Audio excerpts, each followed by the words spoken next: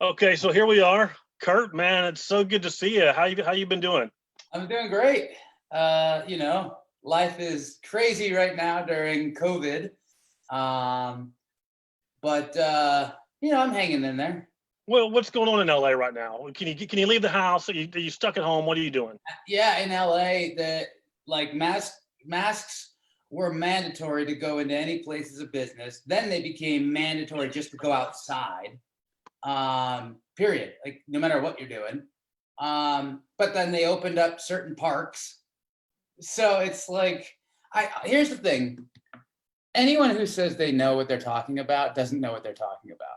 Period. Of course. End of story. Nobody has any idea. The experts, everyone says, listen to the experts. Well, guess what? The experts are just people who are making good guesses based off of a little bit of information. It's good. Good for them.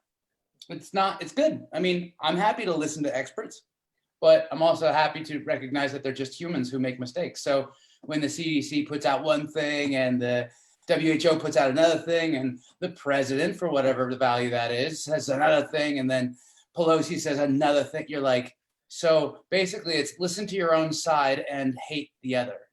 Yeah. Well, that's your girl Pelosi. You're a San Francisco boy, you know. Yeah, I'm from SF originally. So it looks like you're in a new house, man. Did I miss my housewarming invite to the new Kurt Yaeger crib? No, I just cut you out of it. Oh. when you said lose my address and my number, I thought it was a joke. I don't know. You know, just joking? No. Yeah, I got a new place. And very excited about it. I've been here for a little bit and I'm just doing slow renovations to it. Definitely a fixer-upper, but happy to be a homeowner, you know, I guess for the second time, but like on my own, if you know what I mean. Yeah. Well, I liked your old house with the pool. You know, I love that place. Yeah. I have fond memories of skinny dipping in the pool. I don't. No, you weren't home. It was when you're working out of town. I just let myself in. Yeah, but we won't talk about that. The videos I have, like I can pull them up here. Let me pull them up. Oh, anyway. So let's well, I always like to ask everybody, do you remember how you and I first met?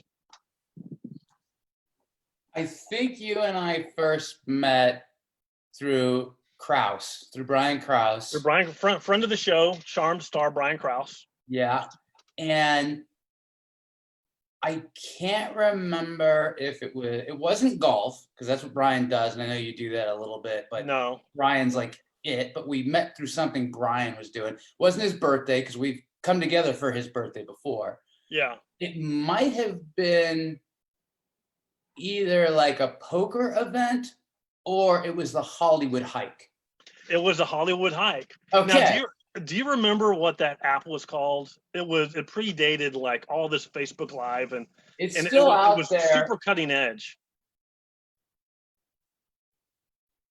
Anyway, while you think of it, I got it. I'm thinking on it. Yeah, the app. Okay, I got it. Put it in the comments if you think about it. But you're gonna Google. I see you cheating over there. No, Google. I'm just. No, what happened was we decided to hike to the Hollywood sign. Yeah. And we went live on this app, and because Brian has Periscope, yes, because Brian has 1 billion Twitter followers, and you've got 10 trillion. There was a lot of people watching us. This exciting 3 guys hike up to the Hollywood sign, and I was wearing jeans in terrible shape. And my gosh, you were dying. That's right. You like we stopped. We were like, Dale's to die. Like, look at him. Like he's red. You were red, man. I know. And well, the 17 beers I had before that didn't help. You know, I'm just gonna say that up front. But you were so not like Brian was such like an a-hole, man. He was mocking me. He was unrelenting. And I had just met you, and you were like this kind, motivating cheerleader. You're like, come on, man, you can do it. You know, and you know, I did make it up to the top. I want to be on record as I did A, survive, and B, make it to the top. You did. And you did it like a champ. The whole thing about doing something, a lot of people, I think, miss the point of trying.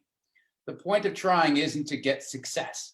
Like success is something that you may or may not get. The trying is the entire point.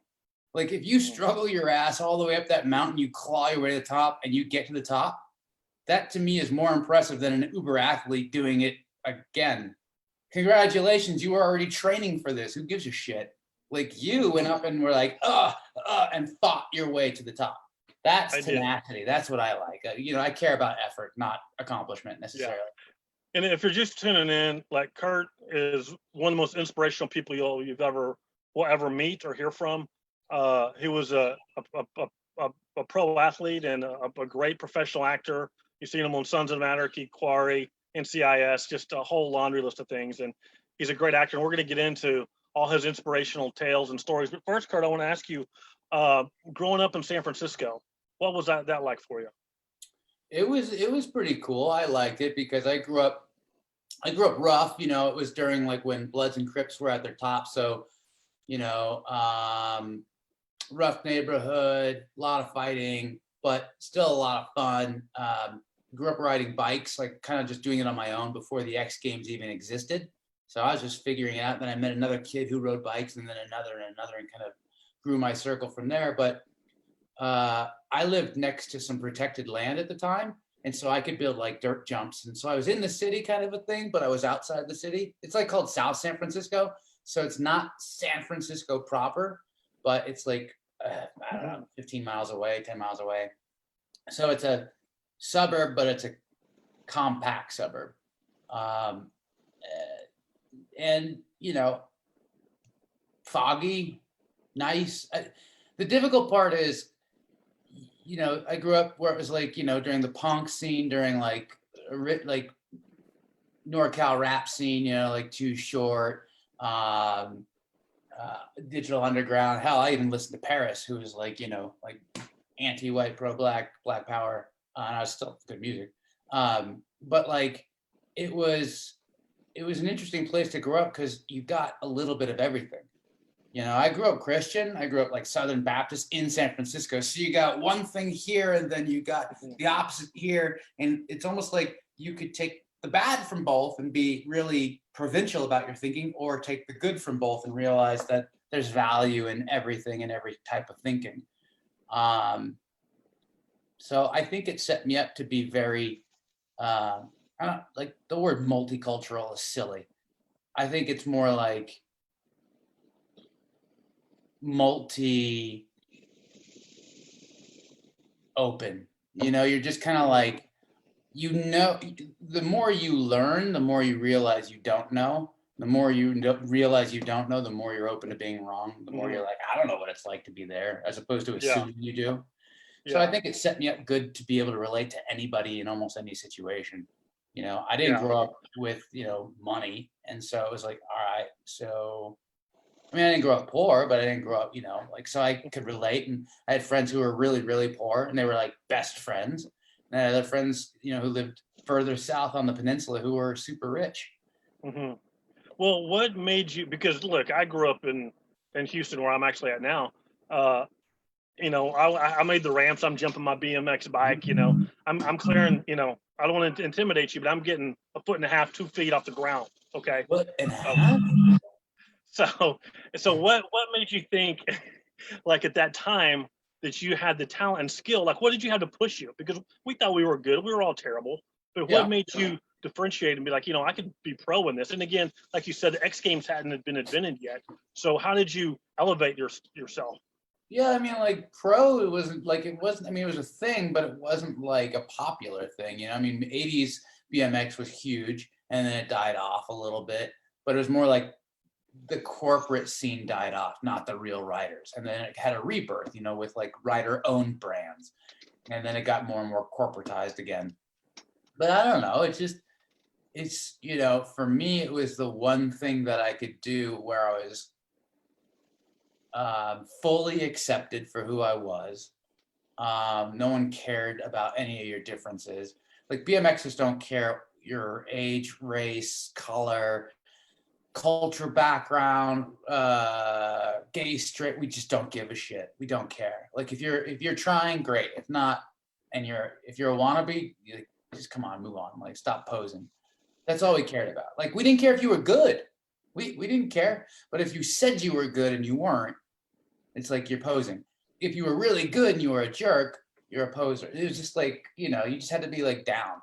So I think it was just kind of community, hanging out with people, and then just trying. I mean, I don't know. I was never like the best. There were, you know, not like I grew up with Nyquist and Birdwell and all these other dudes who were way better than me. But it's just a matter of were you one of those?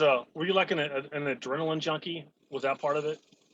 Not really. No, BMXers generally don't have like the yeah. At least our crew didn't, you know. So it's more like Zen. The harder the trick is, and the more flowy and perfect that you get it, the more you're kind of in tune with your heart, your mind, your body at the same moment. Everything slows down, time slows down, and you have to focus so much on one thing that there is nothing else. So it's just one thought, and it's just pure. So where was your career, for those that don't know anything about you, before 2006? Where were you? I was getting my master's in hydrogeology. Oh yeah, I forgot you're one of those educated guys. You're not. Okay. Well, let me tell you about reading Thucydides and Herodotus and the Peloponnesian Wars. They're very interesting. Ex-Kings biker, actor, and now you're a nerd. That's enough already, Kurt. Anyway, sorry to interrupt you. Go ahead. So you were in college getting your master's degree. Yeah. And have you always ridden motorcycles? Yeah. I grew up on motorcycles and dirt bikes and whatnot. Okay, and so in 2006, and you know, and you're so much more than this. I hate to ask you about it, but those that don't know you, you had a horrific crash in 2006, a motorcycle crash. Can you walk us through that? I could limp you through it. Okay, even better. I'll just do this because I just got done working out. So I ripped my leg off. This is a running leg. Okay. I had a bad motorcycle accident, ripped my leg off, tore my pelvis in half, tore my bladder in half, broke 7 vertebrae, collapsed my lungs, broke all my right ribs, concussion, ACL, MCL, my right leg, deep vein thrombosis, spent 3.5 months in the hospital, lying prone, doing nothing, just recovering, lost 55 pounds. Got out, recovered for a little while, and about 6-9 months into recovery, when I started getting a prosthetic leg, they said, hey, we cut your leg off wrong. We have to do it again. So I had to go through another round of amputations, and that was not fun. And then fought through that, kind of got back some of my strength. And by that time, you know, my master's thesis, like the partners I was working on it, had moved on and completed the work. So I lost out on that. I was going to have to restart that. I was just feeling not only unmotivated to get back to life in general, but really unmotivated to feel like I had to start over in a lot of cases and now move backwards in time, you know, and then try and redo that. And I lost some of the passion for it. And then being one-legged, I thought that I couldn't do some of the physical activities in the field, you know, that I'd want to do, you know, 10 hours a day in the middle of nowhere doing drill cores or whatnot. And I just kind of started trying to figure out what I was going to do. And a friend of mine was like, hey man, you know, you did some acting before? And I was like, yeah. And he's like, why don't you try that? And I was like, no, you're dumb. And, you know, and he was like, no, let me take some photos. It's my buddy Kai. And so like, we were talking a while about it, and he just kept encouraging me. And then I told my friend, like my bestie, Jessica Denning, I was like, yeah, what do you think of this idea? She's like, you're crazy, but I think you can do it. And she's like literally the only person who was like, do it. Yeah. And then I just kind of like, I just started dabbling. I started reading every book on the subject, and then just realized that acting, at least from my perspective, was more about like human psychology. You know, it was like about understanding what human is and where its angles come. And that just became fascinating. So that act of getting jobs is like work, but the research into characters and figuring out why people think. I mean, not only like the character, like I maybe I'm too cerebral, but I like researching a character and how they think. And then I like researching a writer and who they are and why they wrote the character to think this way and what that means. And then I look at the director and go, what's he directed? And I look at interviews about that person's life and background. And then I go, okay, let me see what he's thinking about this. How do I portray it than on those, multi levels. And that's, to me, that's fun. That's just fun. Well, as somebody who has spent their fair share of time in hospitals too, Yeah. 3.5 months is a long time, to Yeah. be alone with your thoughts like that. How dark did it get for you, All not the way knowing? dark. All the So- way dark. Like I tell, like it was not even just not knowing, there was a lot of pain associated with it. Mhm. I tell people, how people go to the doctor's office and the doctor says, "Hey, what's your pain scale? 1 to 10, and then Yeah. people go, 5, and the doctor makes some kind of evaluation off of this arbitrary scale. I always had to ask beforehand, my scale or yours? Because I'm like, I've been through so much in life that like my 3 is a broken finger. Mhm. Sure. I've gone all into the relative. hospital before in the emergency room and been like, take out my wallet, and putting my hand up and like this, and they're like, what's your insurance card? Here you go. What's wrong? I'm like, well, I broke a couple fingers. I can't set them, and I need you to x-ray them once we get them set. She's like, oh, well, we'll x-ray to see if they're broken. And I'm like, I'm pretty sure they're broken. They're both snapped back, and she's like, oh. So in this case, the darkest it got was I truly learned about suicide. And by saying I truly learned about it, from a psychological standpoint, I kind of, at least a little bit, understand the desire to get out, the desire to just make it stop. And to me, a 10 is where suicide is a viable option. I don't think anybody who commits suicide is like, yay, I'm gonna die, right? Right. So it's literally just so desperate, whether it's perceived desperation or it's true desperation. Either way, it doesn't matter because perception's reality to the individual. Mhm. Suicide and 10 is where it's a viable option. You don't want to, you do not want to, but you're just like, this has got to stop. This has got to stop. It's just endless. It's just endless. It's just endless. It's just endless. Once you start getting into that cycle and it doesn't stop, it gets dark. And Was then was it all pain, or was it a sense of hopelessness as well? Sense of hopelessness, sense of my world falling apart, sense of once you get out of the hospital, people stop showing up, and like it just all of a sudden you're really alone. Like I'm sure people, with you are like, oh, it's horrible. Mm-hmm. What do they do a year in? You're not They go back to life. They go back to life and you go back to struggling all on your own. So it's like, it's dark. And like, there's a sense of like, I can't accomplish this. There's a sense of like no community, nobody understands. It's probably similar, probably not nearly as drastic, but similar to like why so many veterans commit suicide. It's just that isolation and that loneliness and that recycling pain where every time you do attempt to reach out for understanding, virtually no one gets it.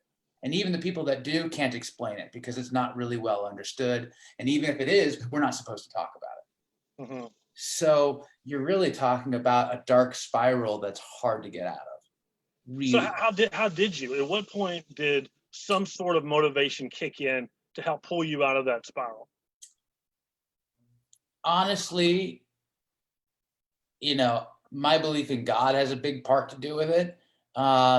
Sure. And it's not really an arbitrary, there's a big white guy with a beard in the sky kind of belief in God. It's not that. It's not that like Judeo-Christian kind of like European drawing of Jesus being a white guy. Do you know what I mean? Like it's like more like an authentic, deep-rooted sensation that you're not alone, that you can talk to still somebody at the end of the day. And whether it's true, which I believe, or it's just the superego inside my brain giving me answers. Sure, maybe it's that. Great. I'm still utilizing my belief in God, prayer, and meditation to get answers. And to be like, okay, I want out of this. I know you do, but maybe we should consider just taking small steps at a time. Is that God answering it or me? So I think it's partly that. And then I have an inherent desire to not lose, you know? And I just don't like the idea of losing, giving up, giving in. It's very, very hard for me to come to a conclusion to walk away from something, whether that's basic, like fighting, you know what I mean? Or all the way to a relationship that I just want to make work and I'm trying to figure out, it's just not working. And the person I'm looking at is a great person. It's just something just grinding, and whether it's inside of me or them or the combination, I don't like losing. So I think it was both of those things, you know? And then there's people that helped me. I didn't want to like commit suicide and have the thought that my dad would have to live with that. So the fact that I had loving people around me who consistently never let me fall.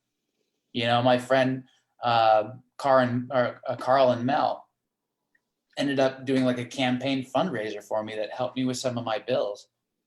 If I didn't have those people around, I probably would have. So Really? Dude, Thank God for them. I mean, it was dark. Are you still in pain from that? But like, do you still have issues from that? Oh yeah, every day. I'm in pain every day. I ignore it because what are you gonna do? Feel sorry for yourself. Yeah, like I did. Stay home and sob and cry. I only feel sorry for myself when I look in the mirror. yeah, real sorry about that, Kurt. No, yeah, you just, I don't know. It's like, it's what it is. Like, I don't know. I try to make things better. I ended up getting sent a new product, a new liner from this company that's really awesome, that I've been making videos about because it's just phenomenal. It's this new thing, and it's new material, and it's making my life better because it's taking away some of my nighttime pain, because it's not hurting as much during the day. So I'm actually sleeping better and I'm waking up earlier and I feel even more energized. But there's always nerve pain. There's always phantom pain. That's where you think your limb is really there. There's always physical, like, impact pain. And then there's still the psychological pain when you go out into public and, you know, like I go to the grocery store and I'm like buying produce, you know, I'm in the produce section looking at things, and like someone comes up, "Hey man," I look over and they're like, "Thanks for your service." And I'm like, "Hey, I appreciate it, but I'm not a stolen valor guy. Like I didn't, you know, serve in the military." And they're like, "Oh," and they feel bad for a second. And then they go, "What happened?" And I'm like, that's a bold question, but you know, I get that you've probably never seen someone in person. So let me answer that. I lost it in a really bad motorcycle accident. And they're like, "Oh man, motorcycle's dangerous." And I'm like, "Yeah, obviously." And then he's like, "Well, you know, hey man, good that you're out." And I'm like, "Dude, Yeah, I'm thanks, buying buddy. I'm buying bananas. Like, can you just move on now?" You know what I mean? So it's like there's a lot of I that. wasn't at the top of Everest when you had that conversation. You were just buying bananas. Okay. You're just buying bananas, you know what I mean? Like, and so the hard part for people with disabilities in general is that, you know, I mean, I know friends of mine who are wheelchair users who people come up and like pray for them, pray for their healing. And you're like, what are you doing? You're like, little people like have their heads rubbed all the time. You're like, no, that's a 38-year-old man. Yeah. Stop it. Like, what are you doing? Like, there's just so many things. Like, you're just like, but that's the joy of at least becoming an amputee and being a part of the disability community, is it opened up an entire new world that I never even understood or knew existed. Didn't have any idea.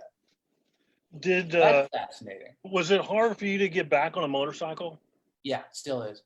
I can do it well, but I like in the beginning it was really hard. Now every time it's only when I'm putting on my helmet. I go I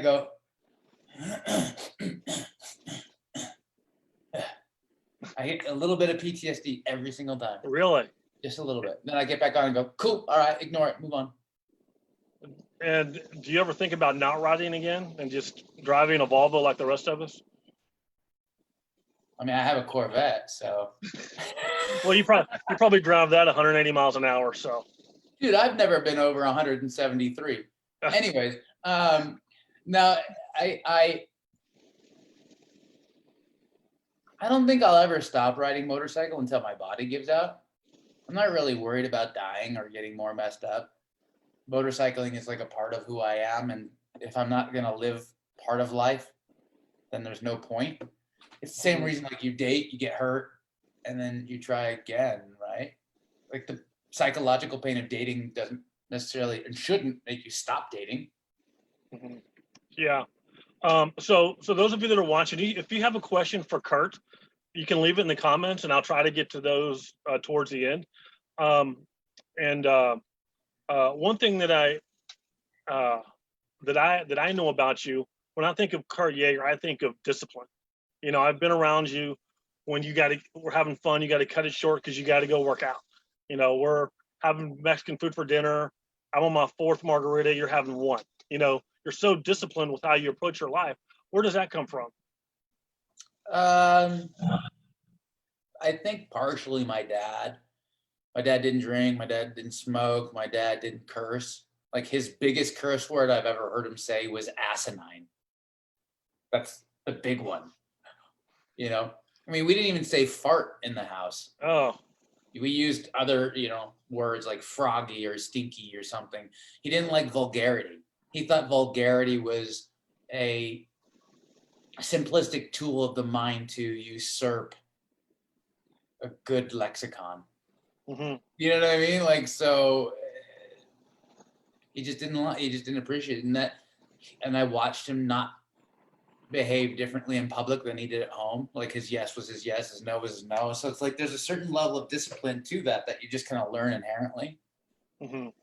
And then when you become like a higher level athlete, you know what it takes to take the next steps in things. You know, like there's a big difference between being athletic and being a professional athlete. Yeah. You know, semi-pro football, college ball, blah, blah, blah is different than pro ball. And then top pro athletes are different than pretty darn good pro athletes. And what's the difference? It's just eat, sleep, breathe, that thing, like right now I'm, drinking like a big thing of water, just got done working out, had a little pre-workout before that. It's on my coast, 12:30. I haven't eaten yet today because you do the intermittent long-term fasting, and then I'll eat. And my first meal will be like a fistful size of like fruit with some granola and wheat germ so that I have enough fiber to go. And then dinner will be a small little nothing because I'm getting into shape for TV, for food filming TV. It's like, you know how hard that is to do. And then have the pressures of like people wanting to go out and hang out and do things and the rest of it.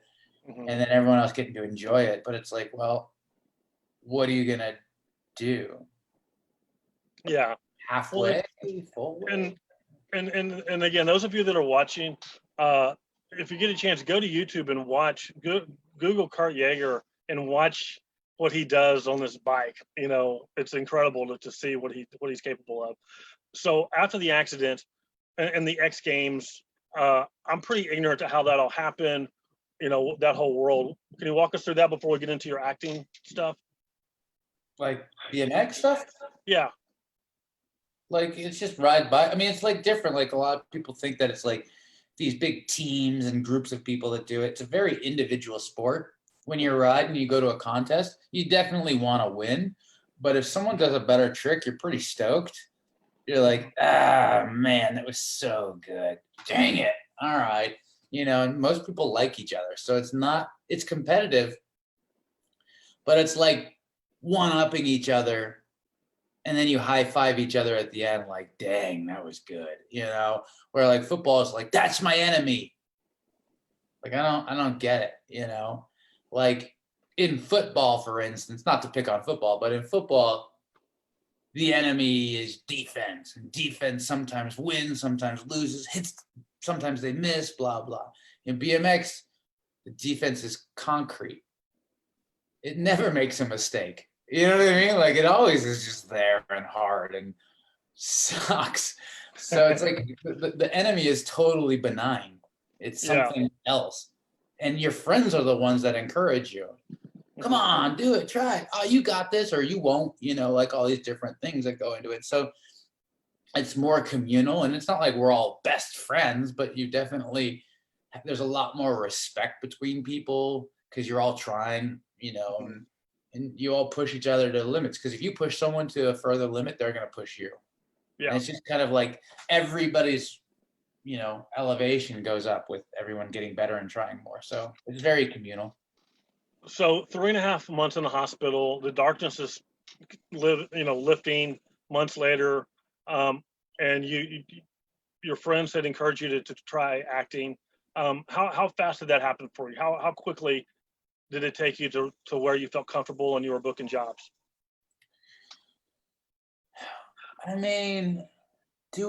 Honestly, as actors, do you ever feel comfortable? Ever. Nobody ever does. Nobody ever does. You don't, man. You're literally going like, I've got a job today, and then tomorrow you're like, I did 2 auditions and I didn't hear anything and nothing's happening. And what's going on? Do they not like me anymore? Am I fat? Am I gross? Am I acting? My voice changed. There's too much gray in my beard. Oh my gosh, what's happening? Did I miss my prime? So they go through all these different scenarios in your mind. I don't know if you're ever comfortable, which I don't know if it's a good thing or a bad thing, but I don't know. I write, produce, direct, act, and not just an arbitrary someone who says they do. Like, you make content too, like I do. So it's different when you're like really putting yourself all the time out there and trying to figure out how to make better content, which makes you a better actor, which makes you a better writer, which makes you a better director, which makes you a better actor.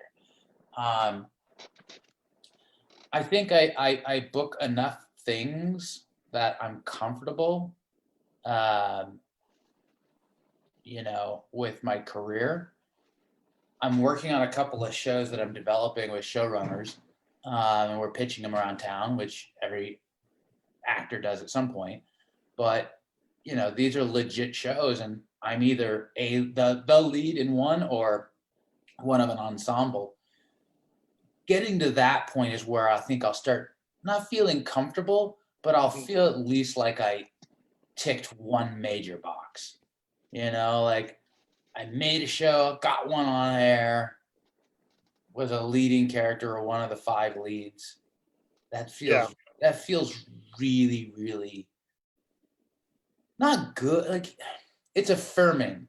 Doesn't mean I'll stop trying, and it doesn't make me feel like all of a sudden like I go back into the acting pool again and try again. It doesn't make me like all of a sudden like I won't be like, man, I was the lead on something, I deserve X, Y, and Z. Like, you don't deserve shit in this world.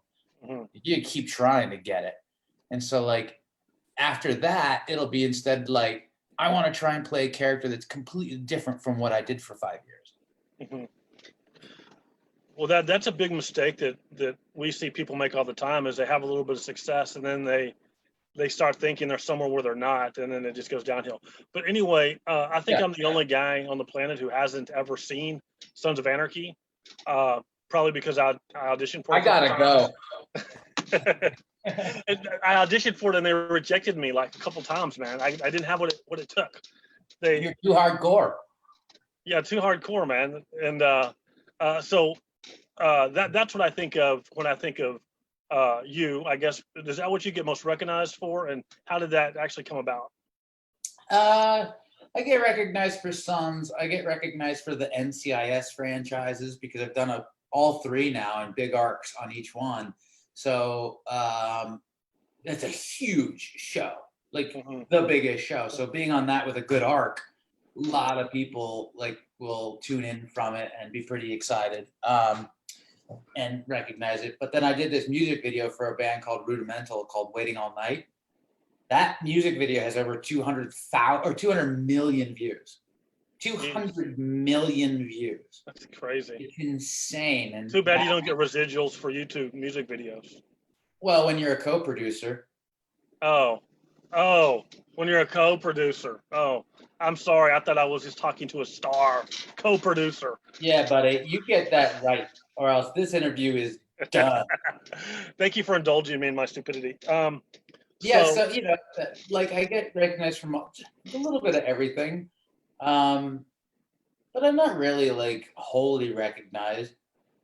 If I'm in like the UK and I'm wearing shorts, people are like, hey, it's the guy from the Rudimental video. Not that's Kurt Yaeger. It's like that's that guy from that video. It's like, I mean, I could be a meme, you know, it's not really that good. Yeah. In the industry, it seems like most casting directors know who I am, which is pretty good. Yeah. And it can be in my favor and not. Because some casting directors are like, oh, he's the guy that we're going to call for every amputee role, which is great. But then you don't get called in for any other role, which there are 10,000 more of those than not. You know, there's for every amputee role, there's 10,000 regular roles. So you might get called in for all the ones, but you're missing out on a lot because you're not getting called in. How frustrating is that for you? And do you ever call them on that? Say, you know, I can read regular roles too, guys. I mean, I've had a lot of disabled people say the same things, and it's totally true. They don't get called in for anything unless it's a disabled role. It's no different than Asians being called in for the Asian guy, stereotypical. And, you know, for many, many years, it was the same thing with black guys or gals. You know, you're playing a felon, criminal, whatever, blah, blah, blah, you know, slave, whatever. And now it's like, you know, now people are getting called in just being like, look, we want anybody. Oh, you're a doctor. Who cares if you're black, you know, Latino, Native American, whatever. Good. We haven't gotten there at all with disabilities, and we're not there quite yet for anything else.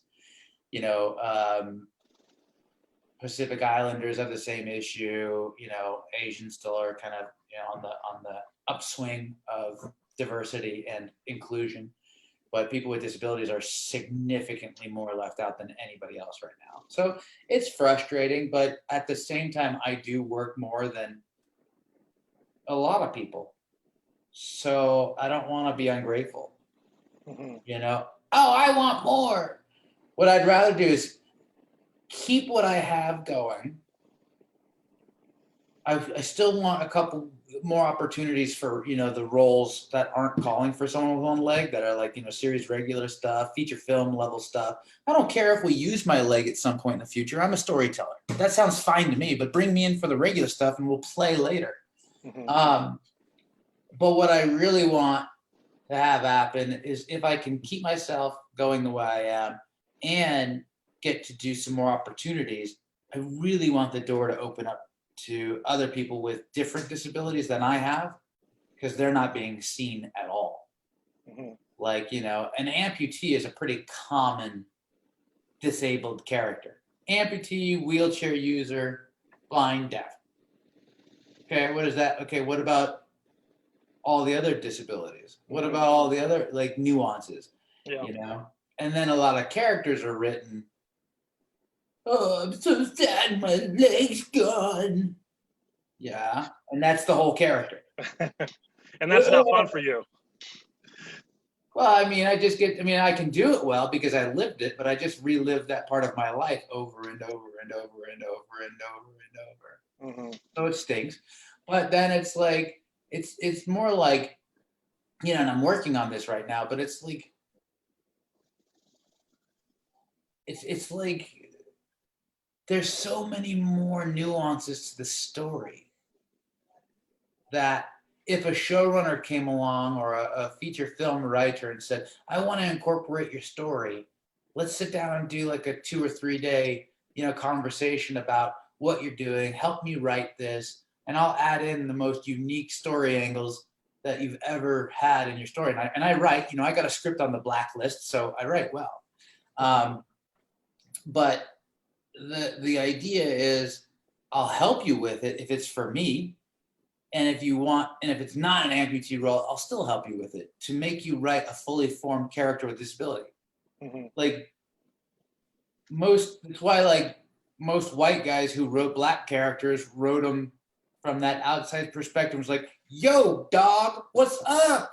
Like, what are you doing? Like, you can't like get something authentic in there so there's an authentic voice, because it clearly isn't coming out right. You know, like, so you have to have people in the writer's room that understand disability. So I think that if you have a writer's room, you have to have at least one representation, you know, from every ethnic background per season, if not do different seasons. Be like, we want to do Native American, we want to do Indian, we want to do Tongan versus Samoan, we want to do El Salvadorian versus Colombian. Like really get specific and play and like dance it around, and then also have disabilities in everyone. Just to have someone in there, like even if it's an assistant. Hey, what do you think about this disabled character? Give them carte blanche to say what they want. Be like, no, no one would do that.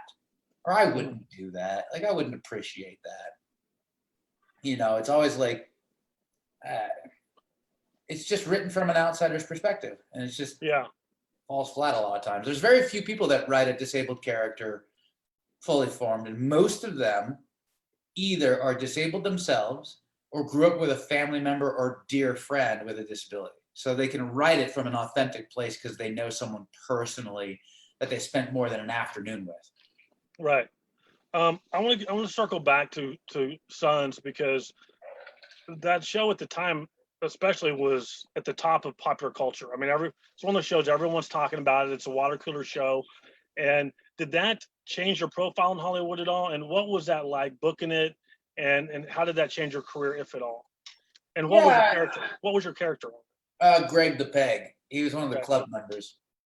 And I think what it did is it put a feather in my cap. It was just you know what I mean? Like, it wasn't like, that made it for me. It was more like, you were on that show. You did a season of the show. So popular enough to stay around and being written for. Good enough actor to hang with all those actors at the pinnacle of their, you know, huge show. So we know you can hang with those kinds of people on that kind of a set in that environment. Okay, that says something about your acting. Yeah. Right? Then you go to all three of the NCISs, then you go to a show like Quarry, then you go to all these other shows, and then you're doing comedy in like movies in the UK, and people are like, whoa, you can hold your own with a lot of different genres, with a lot of different crews.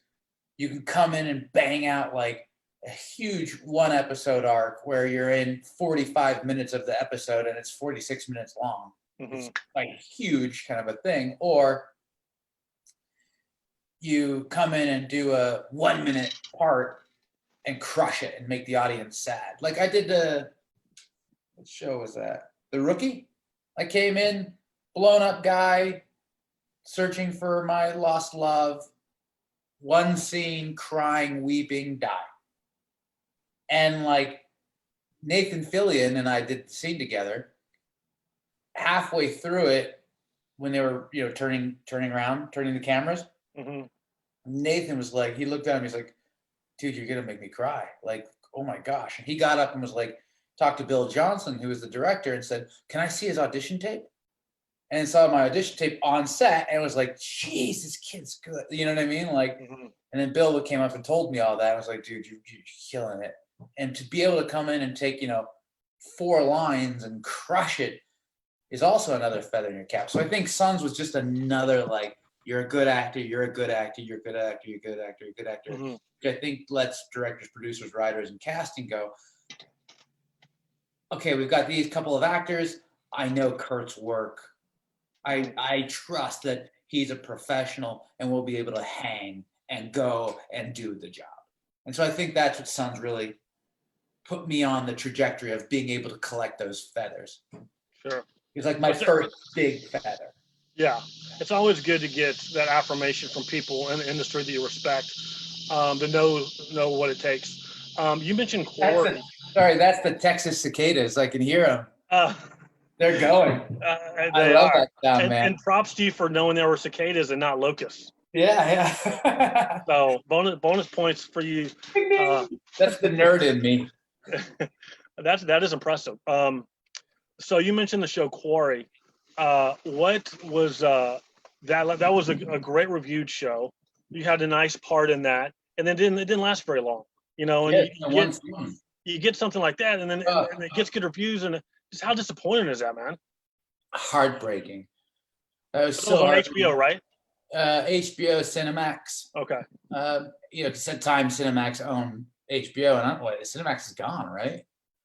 Yeah, I think so. Yeah, so I don't know where that is going to even go or live or whatever. I mean, I've gotten so many emails saying, we want that show back. We want that show back. So many, interesting people wanting it back. But that was one of those shows that just was so real and authentic and amazing. And it just never it was getting audience attention.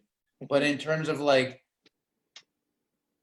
the studio knowing what it wanted and the people in the highest parts of the series knowing what they wanted, and just, kind of it not vibing, people not liking people, it just kind of turned into a little bit of like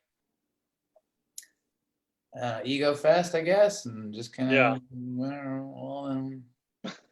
So with this virus and stuff, as we're starting to emerge from, where do you see the industry going from this? How long is it going to take it to ramp up? I mean, I've talked to a lot of people that think LA is in a lot, Hollywood's in a lot of trouble in general to lose even more production than they've already been losing. Yeah, I think I don't know. I mean, that's such a hard thing to predict because we don't even understand COVID that much. The whole thing is if we find an actual cure, like if we go in and figure out a cure. I mean, what's a cure, right? You don't have a cure for the flu, so there's no cure, but you get the flu, and then go get a flu shot or go bedridden for a while. But what if there's no like cure? So you just get it, and if you die, you die. If you don't, you don't.